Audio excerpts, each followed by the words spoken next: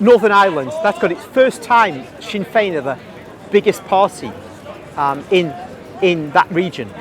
And that means to me, we got Northern Ireland eventually getting a border poll to rejoin the Republic, which it probably will vote to do. Heaven knows what kind of disruption there will be with the loyalists if that happens, or that seems to be going towards that way, where the violence will break out again. Yeah. Then in Scotland, they're going to eventually get another referendum. It's a question about when. Because the SNP's support is not going down. So we will see Northern Ireland joining the Republic, Scotland separating off, and all we'll be left with is England and Wales, a very diminished nation compared to what it was. And it made me think about, look at Britain, where it's gone from where it once was, taking 1920, so just 100 years ago and a bit.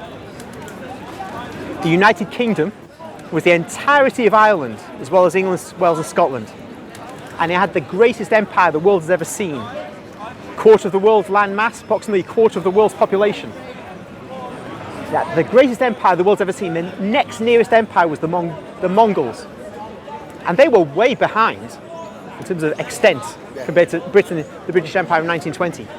Then of course, I mean, it was already in crisis because of the First World War. But it just has slid down with the Second World War and then onward in decline, and to the point where now the nation itself looks like it's going to break up. And the reason I mention all this is because there's religious relevance here, because my view of the nation is that it's gone bonkers, it's gone mad, and one can try to understand why that is from, let's see.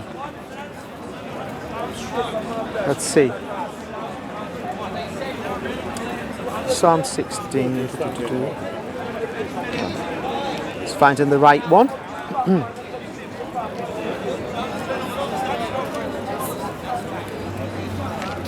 Normally they don't accept Catholics.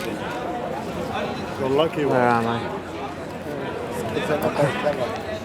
Those guys there, they're all Christian, but they criticize each other. So they hate Catholics, and I defend them. Where are you from? You don't mind me asking. Well, I'm from London. I come as a little boy. From Africa. And you? Well, I was born here. My dad's Moroccan, my mum's Spanish. Oh. Okay. So it's in Psalm 53. It says, "The fool says in his heart, there is no God. They are corrupt, doing abominable iniquity. There's none that does good." And so they said, God looks down from heaven upon the sons of men to see if there are any that are wise, that seek after God. They've all fallen away. They're all like depraved. There's none that does good, no, not one. So when we have that, if we look at the United Kingdom, it's not just the United Kingdom, of course, but that's where we are. So we may as well focus on that. We see this country which is atheistic. And if it's fools that say there is no God, then we can expect foolish policies to follow from that, from our governments, and foolish electors who elect the kind of politicians we elect. Because these politicians are godless. The majority of the populace is now, for all intents and purposes, godless, and so we can expect nothing but foolishness to come from it. And a people that is foolish and is led by fools will go downhill. And through the 20th century, Britain, it's hard to imagine a fall as quick as this. As I say, the British Empire, just 100 years ago, greatest empire in the world, and it's gone right down in quite a rapid space of time. Well, so what is the answer? What is the answer then? We are in a Christian country. The church would say the answer is for the nation to return to Christ.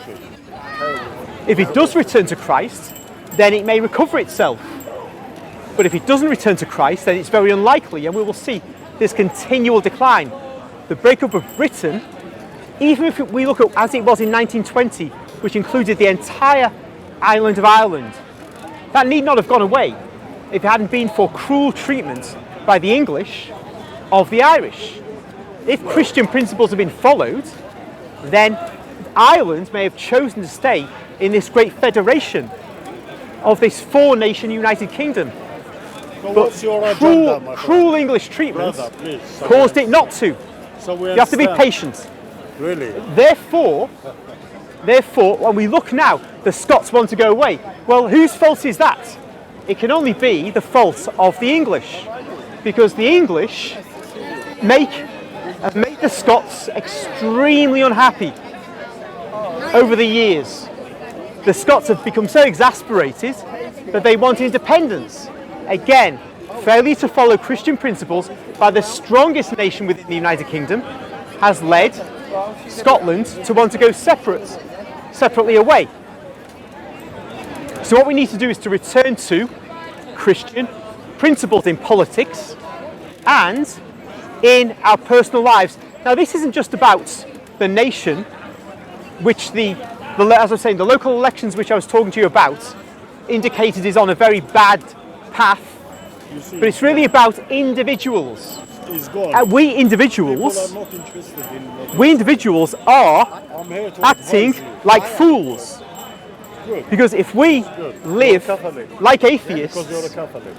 then we will I be am here to fools. help you. Yes. So we have to live a Because gospel they way. are all Christian there.